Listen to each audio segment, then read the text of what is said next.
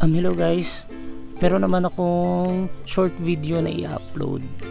Ituturo ko sa inyo itong pwede natin gawin sa ating Chrome kasi 'di ba merong madalas na may lumalabas o nagpa-pop out na mga ads or napaka annoying na ads kasi yung iba parang dating site, iba porn site.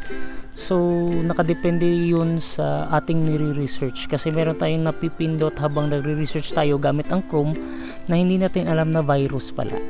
So ngayon ituturo ko sa inyo kung paano i-delete or malaman natin kung virus yung isang site na yon. So punta tayo sa ating Chrome. Yan, pindutin natin itong tatlong tuldok sa upper right side. Click natin itong settings. Punta tayo dito sa saan to?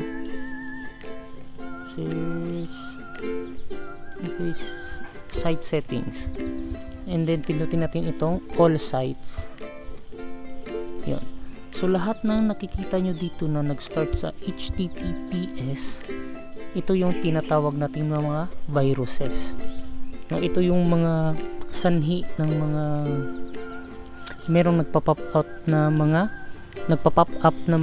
website na hindi natin naman pinipindot. So meron talaga mga website na may viruses. So ito, i-delete natin itong lahat ng mga HTTPS na website dito sa all sites na ating na-search sa ating Google Chrome.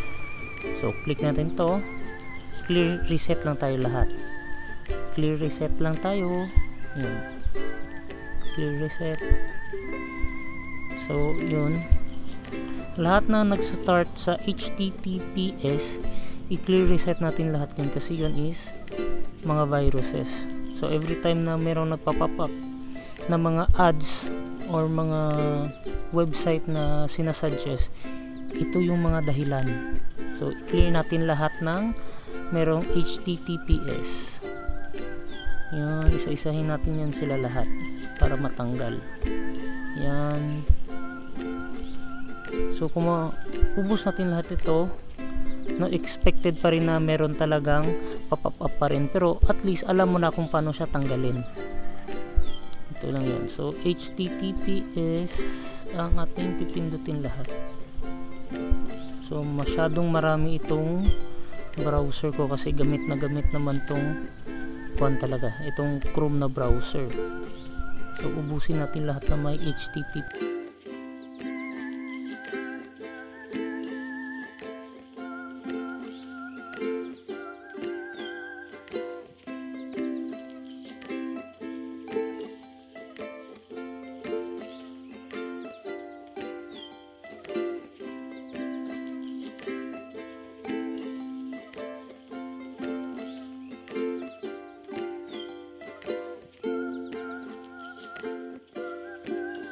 Tanggalin natin lahat.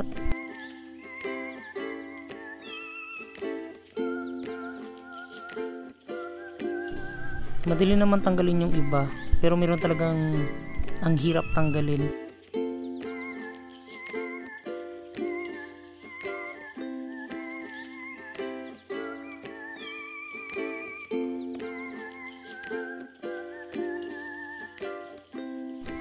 Yun, so natanggal natin lahat. Meron pa pala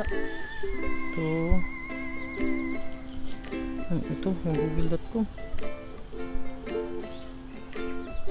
Hirap na tanggalin, hindi siya okay, so yun lang paraan paano matanggal yung mga HTTPS na mga website. Yun kasi yung usually ang merong virus. So nagpa-pop up yung mga ads, mga website na mga hindi kaaya-aya. Yun. So meron itong isa dito itong sa Google. So next time i-share ko sa inyo kung paano siya tanggalin talaga kasi hindi ko siya matanggal. Magre-research pa ako kung paano to tanggalin tong isang to. So yun lang. Lahat ng mga nagpa-pop up sa inyo na usually sa Google maglagay dito sa notification na merong mga magpa-pop up sa inyo na hindi nyo naman nakiklik, yun virus yun. So yun lang ang gagawin natin. So usually talaga dun sa browser sa Chrome browser. So yun lang ating gagawin para matanggal natin sa ating phone yung mga viruses na nakuha natin sa mga website. Yan. So yun lang po. Like, share, subscribe, and hit the notification bell button para updated kayo sa lahat ng aking mga videos na ginagawa. And salamat po.